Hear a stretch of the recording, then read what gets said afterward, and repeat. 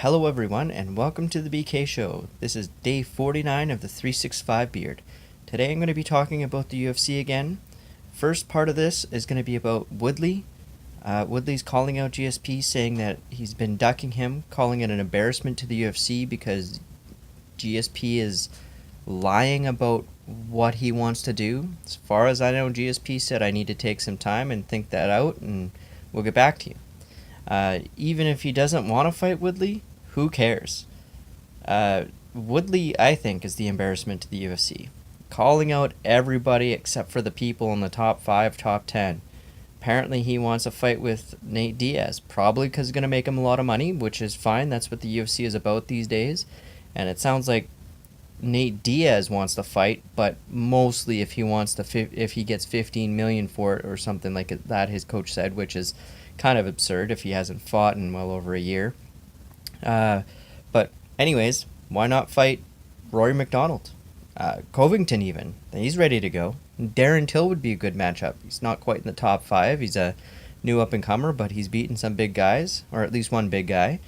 But moving on, how about the UFC and MMA in general? People are causing all kinds of problems. We've got altercations in Sydney where Covington and Verdum get into an altercation outside of the UFC event. A boomerang is thrown. Apparently a sucker punch was thrown.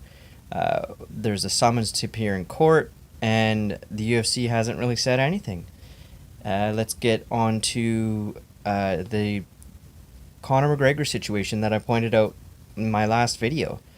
Now, he's come out and apologized to some degree, but it was more of one of those two-sided apologies where, he makes an apology but says, well, I only did that because I was trying to protect the fighter who was clearly knocked out. However, he didn't need to jump in the ring and try and be the doctor because he's not a medical assistant. He's not a doctor. He's none of those things. He was excited. I get that. And apparently that happens in MMA. Your teammate's in there. You might not even be part of the corner, and you'll still jump in and celebrate. But you don't try to start something with the referee. That doesn't make any sense.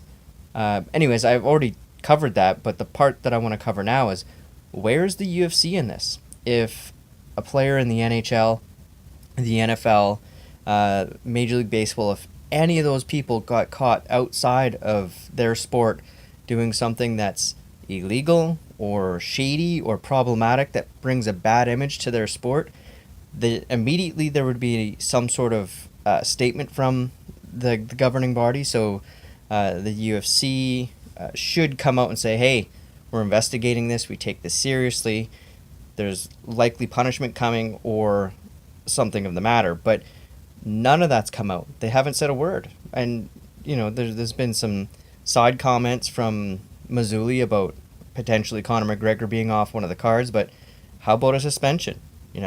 Some sort of fine for not acting in the best interest of the company. It's just interesting how those things are developing, and more than one, more than two, more than three, it's just building up, and still it's just kind of silent on the official part of the UFC. Like, somebody's got to come out and say something. Again, I'm just bringing this back. It's looking like the UFC is being kind of like a circus. They want this kind of publicity, or they'll say that they don't, but really it's bringing them views. Here, I'm talking about it now, so good for them. I guess they're getting what they want. I just think it's strange that you would want your sport to have such a black eye permanently. Sort of like Rich Franklin. Anyways, let me know in the comments how you feel about the subject.